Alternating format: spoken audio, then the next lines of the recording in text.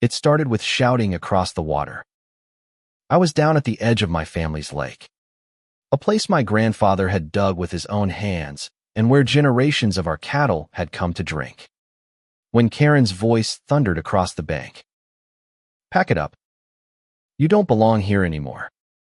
She was standing in her HOA regalia, clipboard clutched like a scepter, sunglasses at dawn, her oversized frame puffed with self-importance. Behind her, 3 other board members lurked like bodyguards, arms folded, nodding in blind obedience.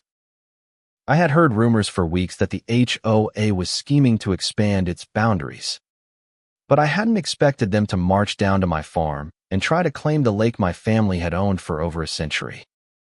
Her words carried as if she were a sheriff delivering eviction papers.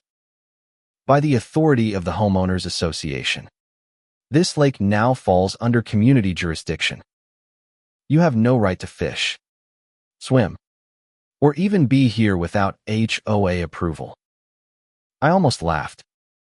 The audacity would have been comical if not for the rage boiling in my chest. This was my land, my lake, passed down legally and preserved in every deed filed since before her subdivision even existed. But I didn't lash out right away. Instead, I let her dig her own grave.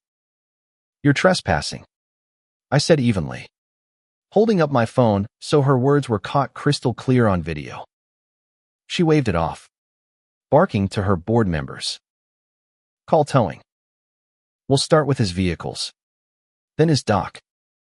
Her arrogance was so absolute, she couldn't imagine she was wrong. That was when I decided it was time to drop the first truth. "Funny thing, Karen," I said, my voice carrying just as loud as hers. "You say I don't belong at this lake. But did you know your entire HOA's parking lot, the one you hold all your board meetings in, it sits on land I own?" Her sunglasses slipped slightly down her nose as her face froze, the smug grin faltering. The other board members glanced nervously at one another. Karen tried to recover, sputtering, "That's ridiculous. Everyone knows the HOA owns that lot." I reached into my folder and pulled out a crisp document. The original survey map signed and stamped decades ago, showing not only the borders of my farm, but the sliver of land her HOA had paved over for their parking lot. I held it up to the light and watched the shock ripple through her entourage. For once, Karen didn't have a prepared comeback. That might have been the end of it. But here's where the twist turned everything upside down. Just as the standoff reached its peak, a new voice cut through the tension. Sheriff Daniels, my cousin, stepped out from his truck, which had pulled up silently behind the board members. He'd been listening long enough to hear Karen threaten to tow my truck and seize my dock. His hand rested casually on his belt as he walked closer. "Karen," he drawled, his voice carrying that unshakable authority only a sheriff can wield. "You've crossed into criminal trespass and attempted extortion. You want to keep going, or you want me to cuff you right here on his shoreline?" Karen turned pale, but still tried to puff herself up, declaring that she had community backing and legal precedent. Sheriff Daniels raised an eyebrow, then held up a second piece of Paper County zoning records, freshly printed, showing in no uncertain terms that the HOA's lot was inside my deed lines. The crowd of neighbors who had gathered at the commotion began murmuring, some gasping, some snickering openly. The sound of her empire cracking was audible. Karen shouted louder, insisting the sheriff was biased because he was family. But that only made her look more desperate. "Biased?" Daniels barked back. "Lady, I don't need bias. I've got law. And the law says you're standing on land you don't own, threatening a man you don't control." His words landed like a gavel. And suddenly Karen's clipboard didn't look like a weapon Anna-Marie, it looked like a shield made of paper. Flimsy and useless. I could see the fight drain out of her as the reality set in. She hadn't just lost her claim to my lake, she had exposed the HOA to legal disaster for squatting their cars and meetings on land they never owned. The video rolling on my phone. The sheriff's testimony. The county records. It was all too much to spin away. Karen had strutted down to my lake to banish me. But now she stood cornered, her empire teetering on the edge. Karen's bravado collapsed the moment she realized the crowd wasn't with her. Neighbors she once intimidated were shaking their heads, some even pulling out their phones to record her meltdown. For years, she had used fear as her currency, threatening fines, dangling HOA bylaws over families, pretending she was the law itself. But in that moment, stripped of her false authority, she looked less like a ruler and more like a fraud caught in the act. Sheriff Daniels stepped closer, his shadow stretching over her as he spoke. You tried to evict a man from his own family's lake. You paved your parking lot on land that wasn't yours. You've threatened him with towing and seizure. That isn't HOA business. That's criminal. His voice cut like a blade, and the murmurs around us grew louder, each word echoing into the morning air. Karen tried one last swing of her paper sword. If you arrest me, you arrest the whole association. They'll never forgive this community. But no one stepped forward to defend her. Not a single neighbor. Not even the board members who had marched down with her minutes earlier. They stood back, arms crossed, unwilling to drown with their captain. And then came the twist that ended her reign for good. A woman I didn't recognize pushed through the crowd. She was tall, with a stack of folders in her arms and a fire in her eyes. She introduced herself as Laura, a paralegal hired by one of the families Karen had been harassing. I've been gathering evidence for weeks, she said, her voice steady and clear.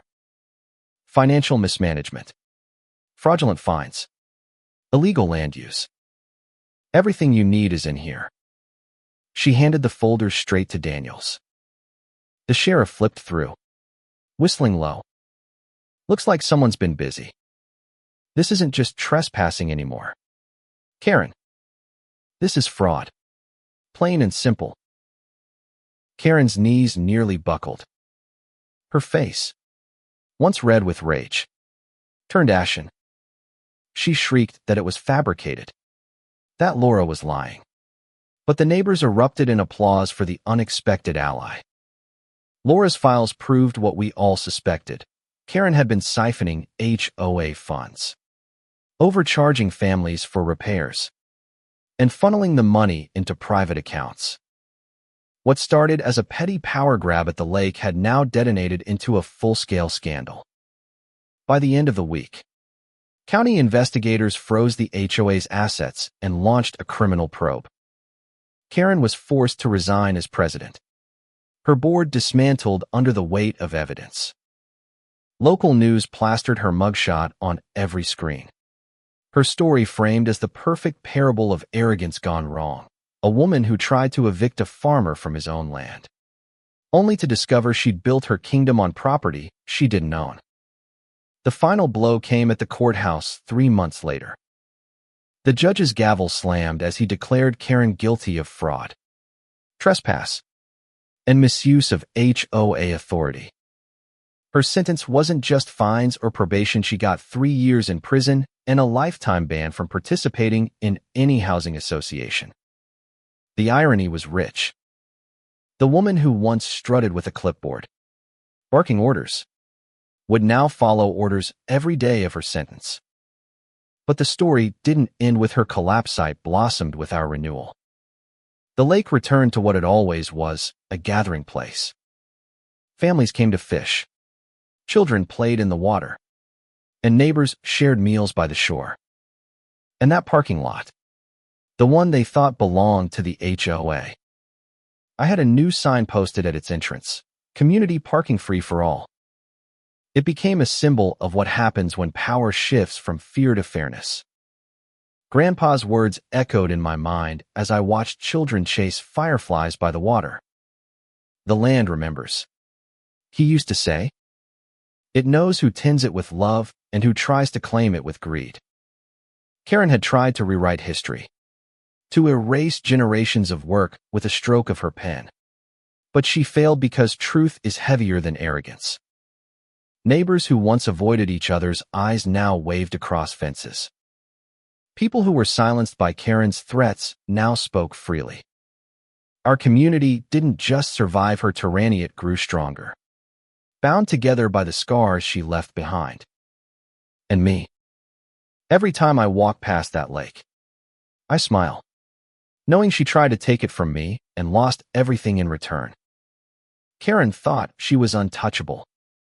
She thought bylaws made her a queen and fear made her invincible. But in the end, all she built crumbled under the weight of truth. So I'll leave you with this question. Was her punishment enough?